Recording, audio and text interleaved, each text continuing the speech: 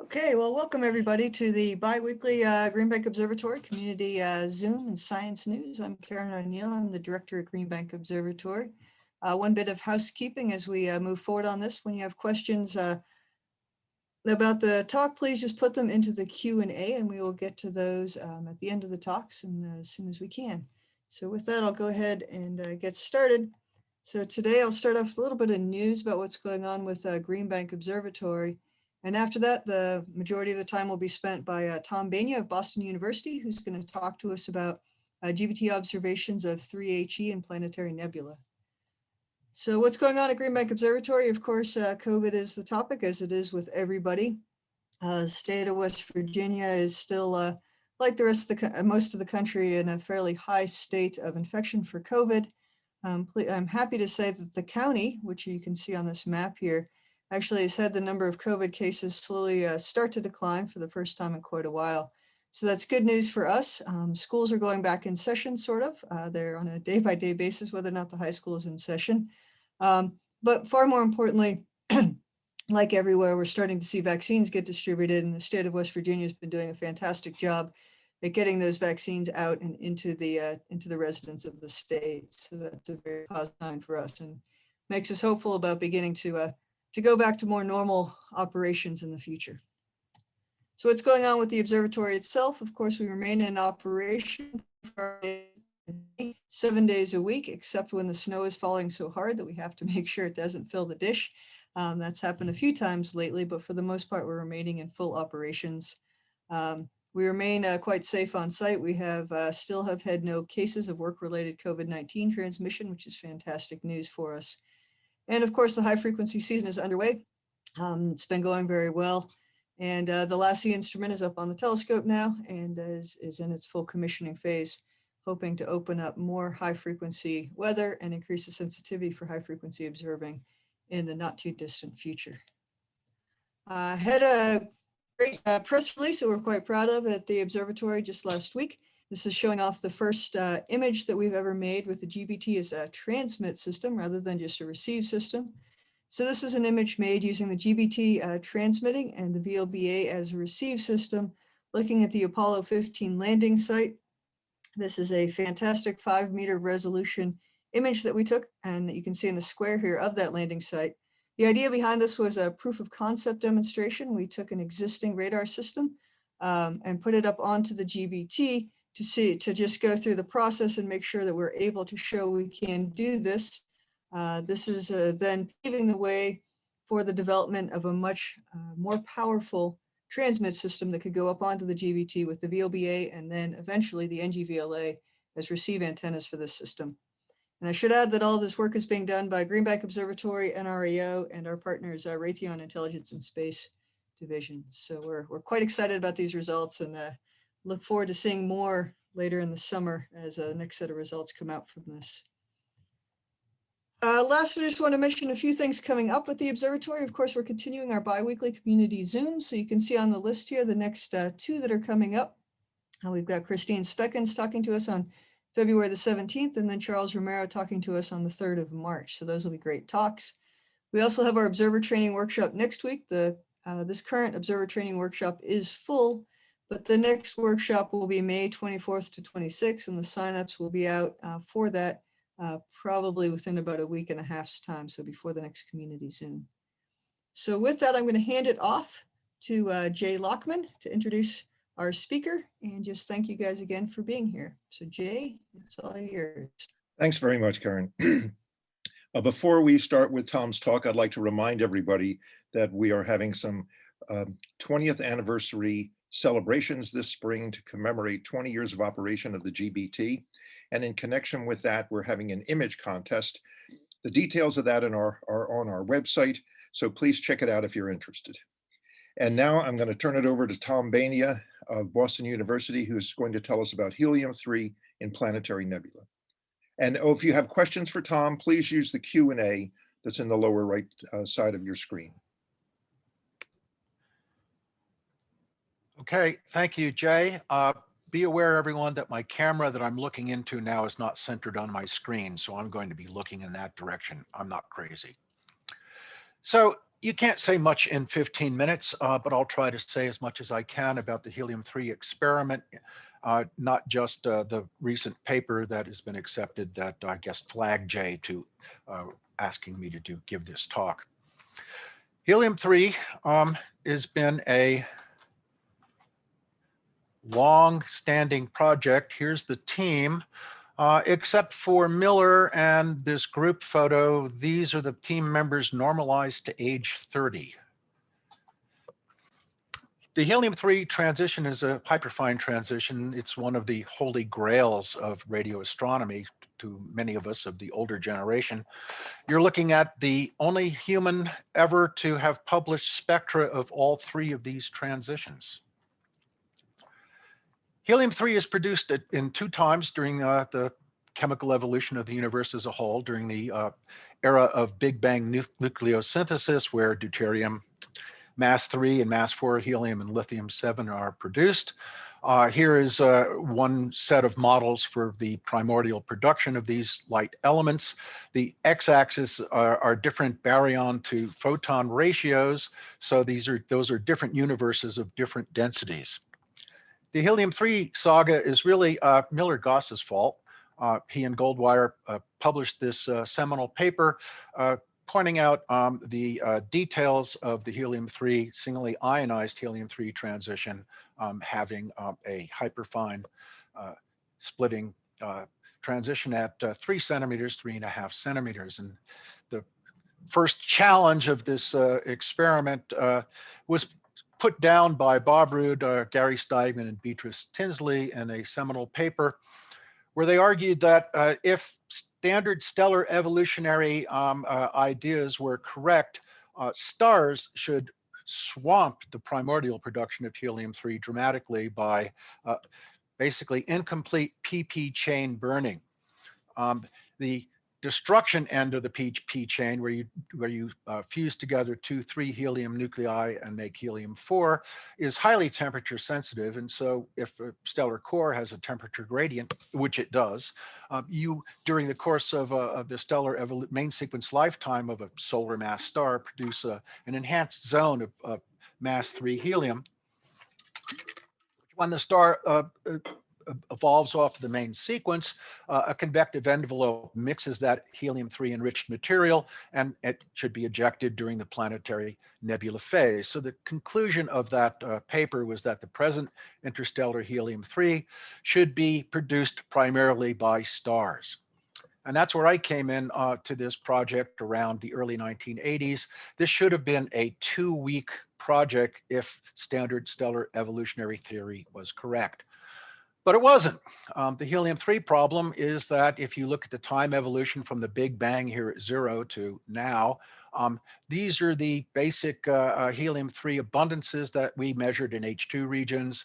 The Ulysses spacecraft actually captured helium-3 nuclei physically, and different other measurements. Standard stellar evolution relative to the primordial abundance should have been an enormous number, and we just didn't see that. So this has been known as the helium-3 problem. The abundance should have been great, and in particular, the abundance should track the metallicity. The more metals that are in a star, the more that material from which that star formed had been processed, and so should have gotten a helium-3 signal abundance that dramatically increases with metallicity, which we did not see. And moreover, if you look from the galactic center out in radius across the galactic disk, there are many more stars in the inner galaxy, and so they should have produced an enormous enhancement. You should have seen a gradient across the galactic disk. This is a nice little leftover of Bob Rood's handiwork. So for many years, the 2 telescopes that were doing this project were the 100-meter Max Planck Institute telescope in Effelsberg and the NRAO 140-foot. The challenge at first was to discover helium-3 signals at all, and here's a bunch of them from classic H2 regions of various ilk. The summary of that experiment, averaging together nearly 60 sources, resulted in this spectrum, which is a 200-day integration, which is, I believe, the deepest centimeter wave spectrum ever taken. And indeed, there's no question that we can measure helium-3 abundances in H2 regions. But we did not see an enhancement or any sort of gradient across the galactic disk. This is the helium-3 abundance as a function of galactic radius. And we used this result. All these dots are H2 regions measured by the 140-foot, resulted in this Nature paper where we used this one particular source to argue for a primordial baryon to photon ratio, which was confirmed by Spergel and the WMAP team a year later for $250 million more money. Well, now we get to the GBT and GBT data. The GBT, of course, is a beautiful telescope. The clear optics should have basically eliminated the majority of instrumental baseline frequency structure because due to multipath reflections that are always present in blocked aperture telescopes. The problem, of course, is that the IF system is the culprit in regard to any remaining frequency structure and spectral baselines produced by the GBT. Our observations were of both H2 regions, which basically summarize with their ionized nebulae the results of 13.7 billion years of galactic chemical evolution. They tell you what the helium-3 abundance is right now locally in the gas that they've ionized around themselves. And of course, the planetary nebulae would be the source of the helium-3 abundances. So we took the opportunity to use the unblocked aperture to look at a subset of our H2 regions, 5 sources where we could make models, the most accurate models to derive the helium-3 abundance that we could make. I remind you, you measure a spectrum, that's not an abundance. You measure an equivalent width under a spectral line and you derive an abundance. So you need continuum maps and you need an elaborate code that Dana Balser originally wrote for his PhD dissertation working with me at BU. And what you see here is that H2 region we used to argue for the primordial abundance in that Nature paper, Sharpless 206. The dots are the GBT data, and the solid continuous red curve is the results of the model that we use to derive the helium-3 to hydrogen abundance ratio. So you can see that for this simple source, simple in the sense of it allows us to make the most accurate models we can make. It produces a decent abundance, I should add, and you will see in more detail in just a second. The spectrometer we're talking about for these data was we now call it, I guess, the spectrometer, but back in 2004, when these data were originally begun to be taken, this data set stems from 2004 to 2011. And that correlator allowed us to tune to lots of different bands and tune to 35 different radio recombination lines, which are key to assessing what the spectrometer can do. We know the hydrogen atom, we know what a recombination line intensity ought to do. And so we can use those as figures of merit for the spectrometer. And what we realized, what we showed was that indeed standard stellar evolution could not explain the helium-3 abundance. There had to be some sort of extra mixing process that would bring the helium-3 produced during the main sequence lifetime down to the hot inner part of the star and be burned completely to helium-4, be fused completely to helium-4.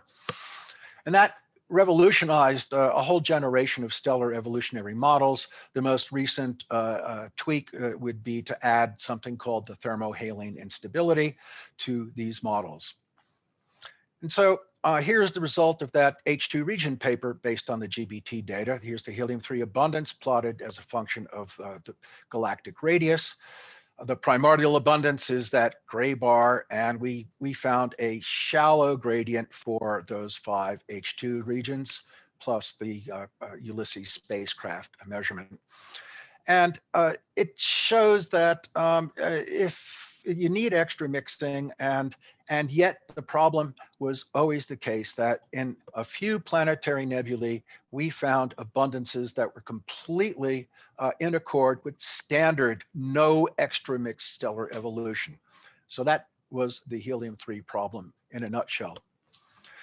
To date, there have been 3 planetary nebulae who people have published papers claiming that they have detected helium-3 emission in the planetaries.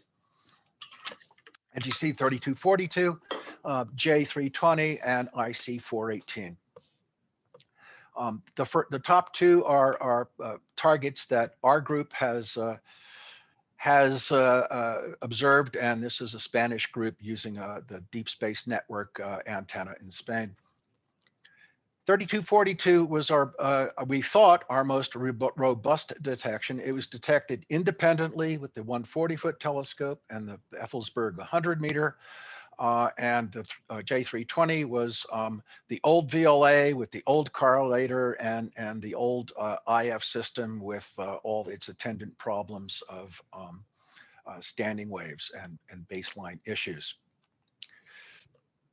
Well, this paper is the one that stimulated Jay asking me to give this talk, where we looked at 4 targets and we used this ACS, the spectrometer, in a mode where we had present in all of our data taken simultaneously, all of these recombination line transitions. Here's delta N, so these are the alpha lines, and we have alpha lines of both singly ionized hydrogen, helium, and potentially carbon.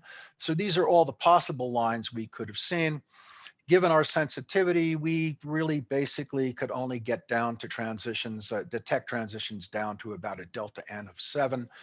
These were all in the bands. I just list them for completeness. At some level, if you get sensitive enough, you should see all of these. And you can use that suite of recombination line measurements to assess the performance of the spectrometer system. And here's one way of looking at it. Here's the total integration time for any individual source. For 3242, we have an integration time of about 307 hours. For 6543, it's about 267 hours, and then we can add some together. If the correlator was working perfectly in the mode in which we were using it, this horizontal line should be what we get. And the data points are all of these different recombination line transitions, some of them the same transition observed in different places in different parts of the spectrometer. And all of those things can be used to assess the quality of the data. Here are our 4 targets. These optical images were graced. I am very, I thank Bruce Ballack for the hard work he put into preparing these images for us, showing that these classic planetary nebula have extended low density halos. The yellow circle is the GBT beam. So that is the zone that we're targeting. And the bottom line is that after lots of time and effort, much to our surprise and chagrin, we could not confirm the detection of NGC 3242. Systematic baseline frequency structure that we knew existed at some level in both the 140-foot data and the Effelsberg data clearly was larger than even we anticipated. The dots here for 3242, this is the final 307-hour spectrum, are the data. The green flag is the helium-3 line.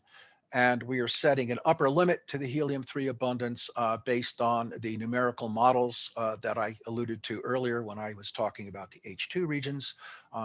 This is the model for this planetary nebula. Here are some of the recombination line transitions down here. Again, these are models, not some sort of numerical fit to the data points. They're models that are actually self-consistently calculating the recombination line intensities and the helium-3 intensities. A very nice piece of code that Dana Balser put together.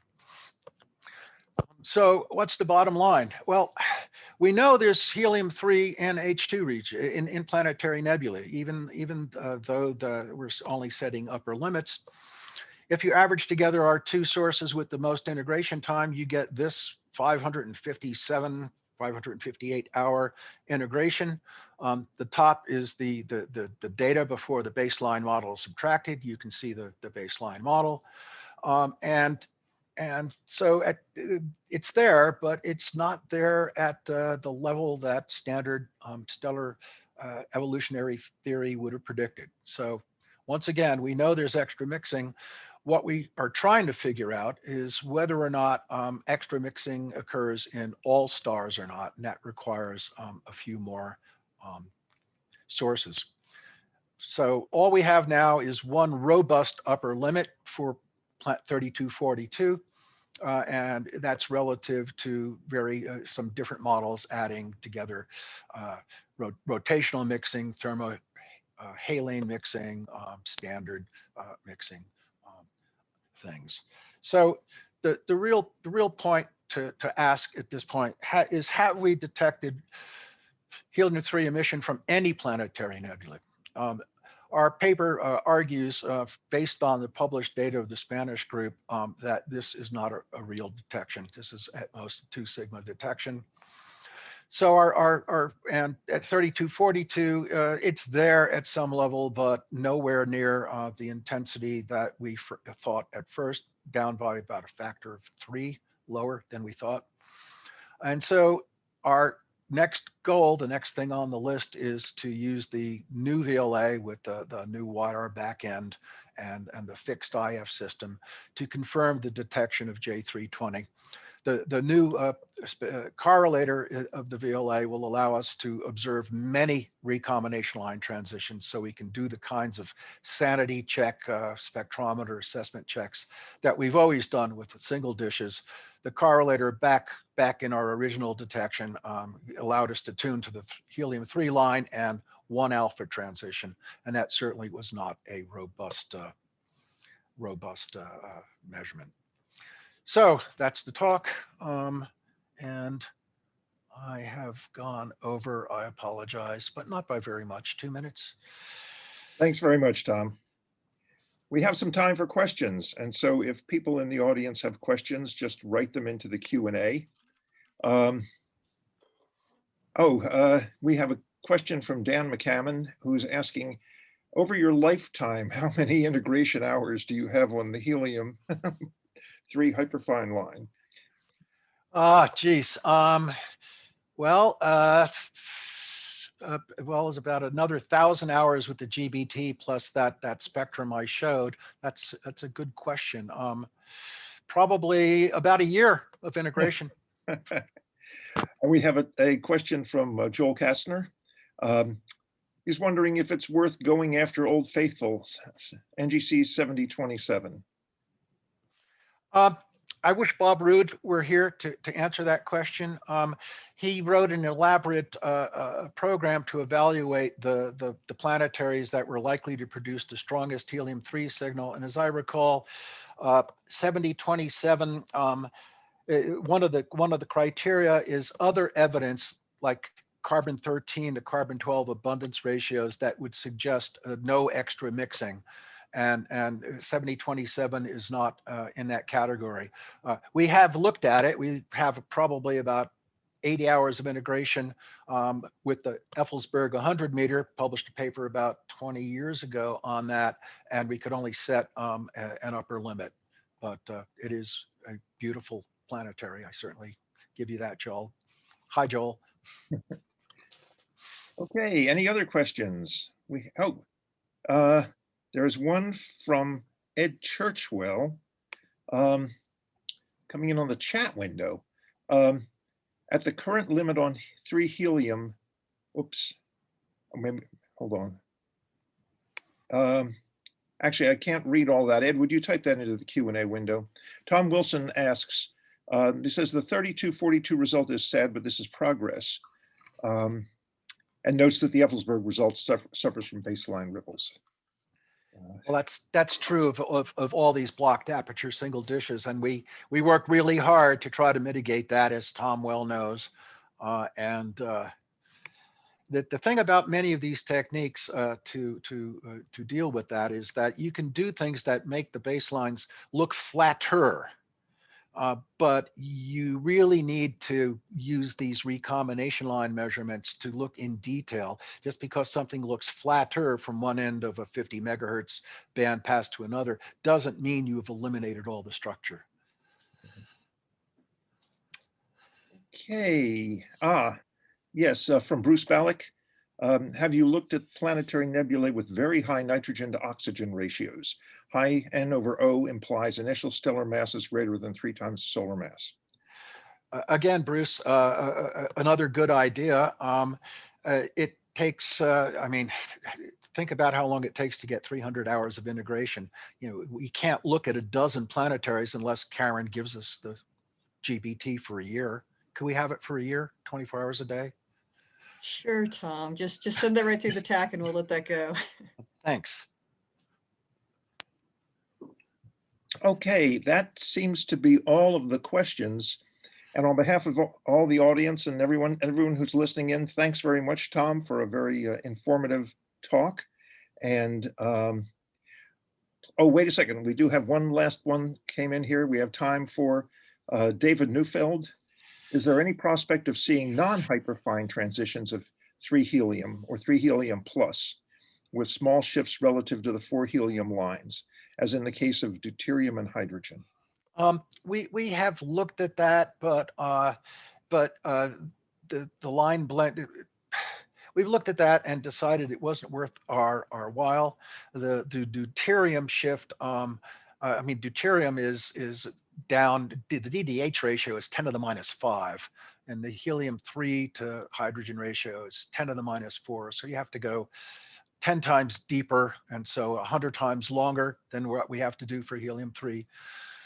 I keep thinking I want to stack everything again, everything, all years worth of data, if I can figure out how to do that in a sensible way to look for the deuterium line. But I don't know, it doesn't seem to be worth my while or anyone else's while.